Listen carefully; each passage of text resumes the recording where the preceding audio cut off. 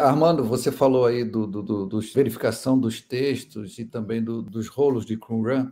O professor Emanuel Tove, logo um pouquinho antes da pandemia, ele esteve no Brasil, na Metodista, na Faculdade Metodista, fazendo uma palestra através do professor Edson Francisco, né, quem trouxe para cá o contato, e a BV também fez essa ponte para estar aqui. E o professor Tove mencionou justamente, nós lançamos esses dois livros aí do professor Tove.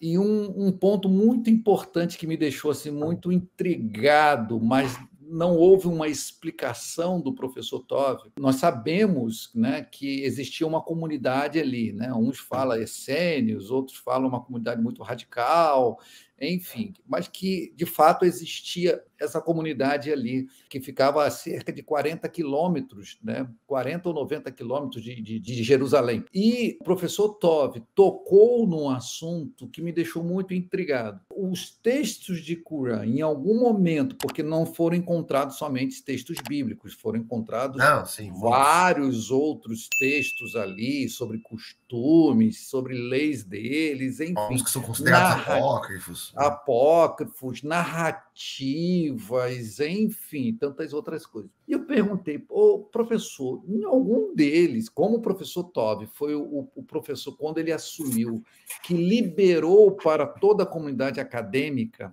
todo o texto de Qumran, porque até então os anteriores a eles liberavam um pouquinho aqui, outro pouquinho ali. Então, quando o professor Tove deu as caras, liberou tudo de uma vez só. E eu perguntei, professor Tove, em algum deles, em algum momento, citou sobre João Batista ou citou sobre Jesus? Aí ele falou assim, assista a minha palestra de amanhã, aonde o professor Tove menciona em um desses textos que provavelmente, olha, gente, quem mencionou foi o professor Tove.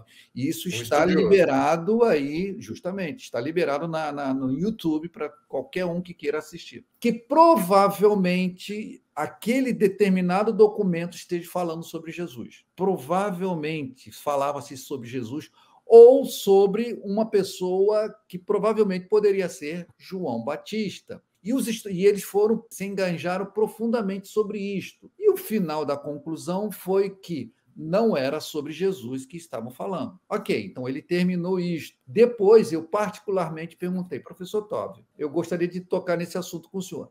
Na sua opinião, o texto estava falando de Jesus, de João Batista ou de algum discípulo dele? Né? Porque se a gente poderia ver, Armando, algumas coisas semelhantes, por exemplo, sobre o batismo. Né? João Batista saiu pregando. Você não encontra nada sobre o batismo no Velho Testamento. Nada, nada, nada explicando sobre isso. Não. Mas era comum isso entre os essênios. Naquela comunidade era comum.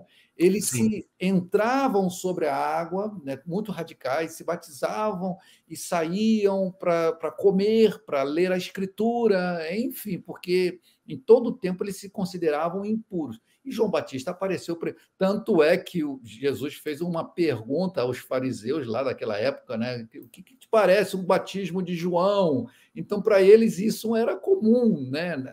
Do que João estava fazendo. E foi muito interessante que o pastor Tove respondeu, Cláudio, na minha opinião, eu ainda não tenho uma conclusão sobre isto. Eu falei que os estudiosos concluíram sobre que ali o que estava escrito não mencionava sobre Jesus, mas devemos ter ainda mais vamos dizer assim, uma investigação mais profunda sobre isto. Considerando que os manuscritos de Qumran eles são mais ou menos do século I, século II, né? Depois já da queda de Jerusalém, então talvez algum indício de alguma prática poderia aparecer ali, né? Mas não exatamente. Sim, porque os romanos que acabaram ali com a comunidade dos essênios, né? Por isso que eles esconderam, já sabiam da situação, esconderam os textos naquelas covas, naquelas cavernas. Então, eu achei isso muito importante. No meu ponto, agora, falando do meu ponto de vista, eu acho que não há nenhuma intenção, nada que possam incentivar os hebraístas, né, vamos dizer assim, das comunidades aí, desse pessoal que trata dos cuidados do texto de Qumran, dizer que o texto ali, alguma parte, se falava de Jesus. Eu acho que não tem nenhuma intenção dele, senão isso ia ser uma bomba para o mundo em função disso. Mas vale a pena... Sim. Vale a pena mencionar isto, né? Com relação... esses textos eles servem muito para, por exemplo, provar a Isaías.